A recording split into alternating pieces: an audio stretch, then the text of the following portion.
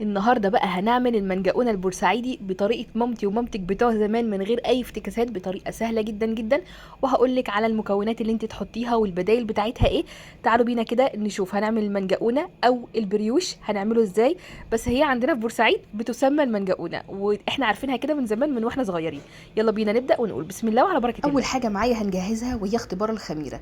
بنجيب كيس واحد بس من الخميره الفوريه. انا هقول لكم النهارده مقادير كيلو واحد من الدقيق. هحط على كيس الخميره الفوريه معلقتين صغيرين من السكر، واهم حاجه الميه اللي هحطها عليهم تكون ميه دافيه، يعني ايدي تستحملها، ما تكونش سخنه وما تكونش ساقعه علشان خاطر ما تفسدش الخميره. هنا هغطي عليها وهسيبها لحد ما تتفاعل.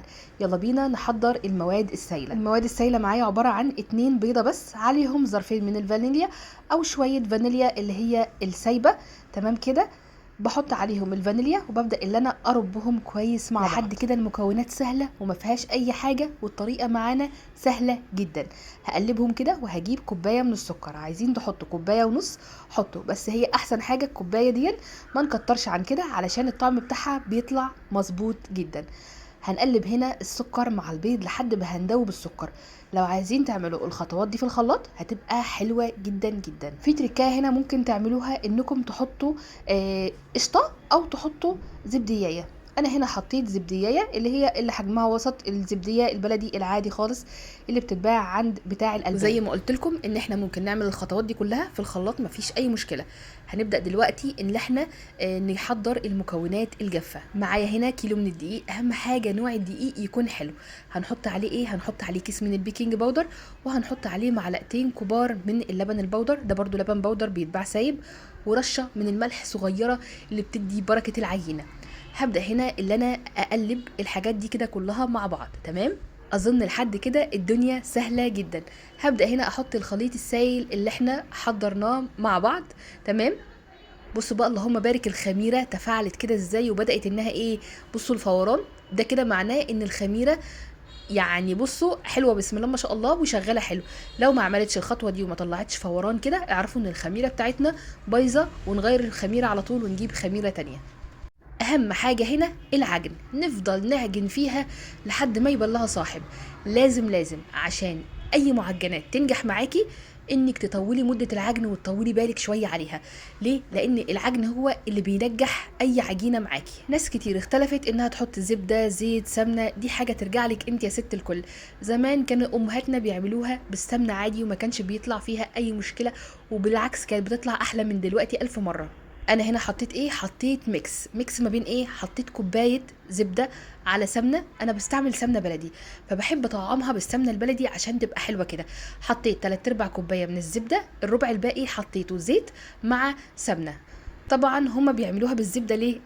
اصحاب المحلات طبعا بيعملوا الكرواسو والمنجقونه والحاجات دي كلها بالزبده نسبا للايطاليين، لان هي اصل المنجقونه ايطاليه، وكان عندنا واحد في بورسعيد هو اللي بيبيعها ايطالي، هو اللي بدا المنجقونه من عندنا من بورسعيد، عشان كده اتسمت المنجقونه البورسعيديه وبقت عندنا احنا مشهورين طبعا بيها. واحنا صغيرين احتفالات شم النسيم والقليمبي بننزل نتفرج عليه، وكنا زمان برضو نتفرج على حرائق القليمبي. كل الحاجات دي بجد ذكريات محفوره جوانا، يا ريت ولادنا كانوا عاشوها وعصروها. بجد من احلى الذكريات اللي عشناها في شم النسيم وما تتنسيش ابدا.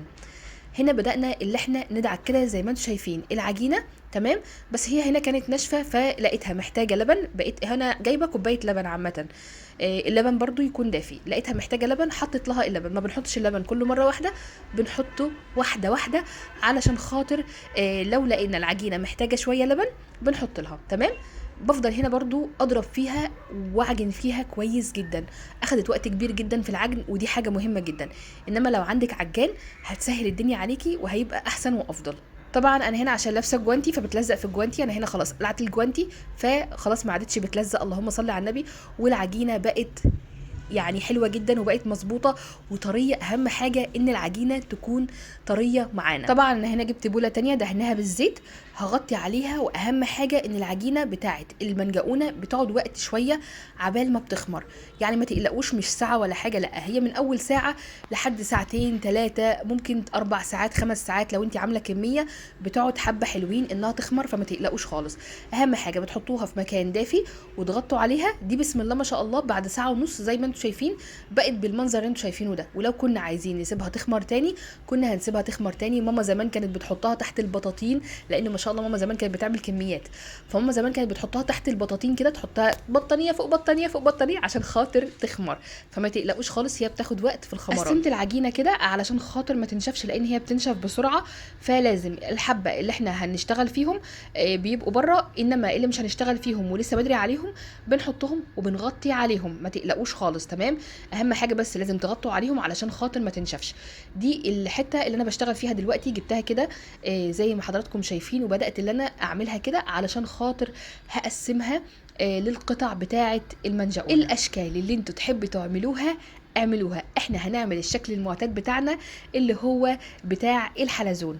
عايزين بقى تعملوا ضفاير، عايزين بقى تعملوا حروف، عايزين بقى تعملوا ارقام، براحتكم خالص. دي حاجه ترجع لكم وترجع للولاد. خلوهم كده يقعدوا حواليكم ويقعدوا يشتغلوا بالمنجقونه، بجد حلوه اخر حاجه. انا هنا دلوقتي بدات اللي انا خلاص كورت العجينه كده زي ما انتم شايفين. الحبه اللي انا هشتغل فيهم بدات اللي انا اعملهم كده بالطريقه اللي انتم شايفينها دي، وهكورها تمام.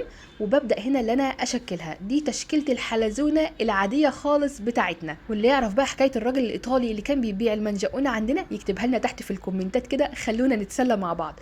دي هنا الشكل الحلزوني العادي بتاعنا خالص تمام. هنبدا هنا دلوقتي اعمل لكم الضفاير عشان تعرفوا بس بتتعمل ازاي. انا جبت 2 تمام قد بعض، وبدات اللي انا اعملهم بالطريقه دي، وهبدا اللي انا الولوهم كده، اللي هو هلفهم برضو زي الحلزونه. بصوا بقى عامل ازاي الشكل. هعمل لكم واحده تانية برضو حلزونه. زي ما قلت لكم الاشكال ان انتوا تحبوا تعملوها اعملوها للمنجقونه، بجد بتطلع قمر في كل احوالها. حلوه جدا وطعمها حلو قوي ومغذيه ومفيده والولاد بيحبوها. يعني بصوا حاجه كده جامده اخر حاجه. انا بقى ما بحبش الافتكاسات اللي طالعه جديده اللي هي بالبيستاشيو والشوكولاته والحاجات دي، لا انا بحبها المنجقونه التقليديه بتاعتنا الحلوه. هي هنا طبعا بعد ما شكلناها بغطي عليها برضو وبسيبها انها تخمر. كل مرحلة من مراحلها لازم انها تخمر فيها، بتديكي نتيجة حلوة جدا. بس برضو ما تخافوش مش هتطلع زي العيش الفينو، لا بالعكس هتطلع مخدومة وبيتي زي طعم بتاعت امهاتنا بتوع زمان. انا هنا دهنتها من فوق الوش لبن وحتة زبدة صغننة، ورشت عليها السكر. بعد ما خمرت طبعا بنعمل الخطوة دي وتاكلوا بقى احلى منجقونه. انا هنا مسخنه الفرن، اهم حاجه الفرن يكون سخن الاول. بتقعد بالظبط لما بتدخل الفرن ربع ساعه وبتاكلوا احلى منجقونه بورسعيدي طعم امهاتنا زمان. اهم حاجه بقى عايزه البورسعيديه الحلوين كده يكسروا الفيديو ده لايكات وكومنتات حلوه منكم، واهم حاجه تكتبوا لي بتتابعوني منين، ولو وصلتوا لهنا تصلوا على النبي وتتابعوني. انا ساره جمال من بورسعيد. باي باي حلوين. باي باي حبيبتي، توصلك ألف سلامة والسلام.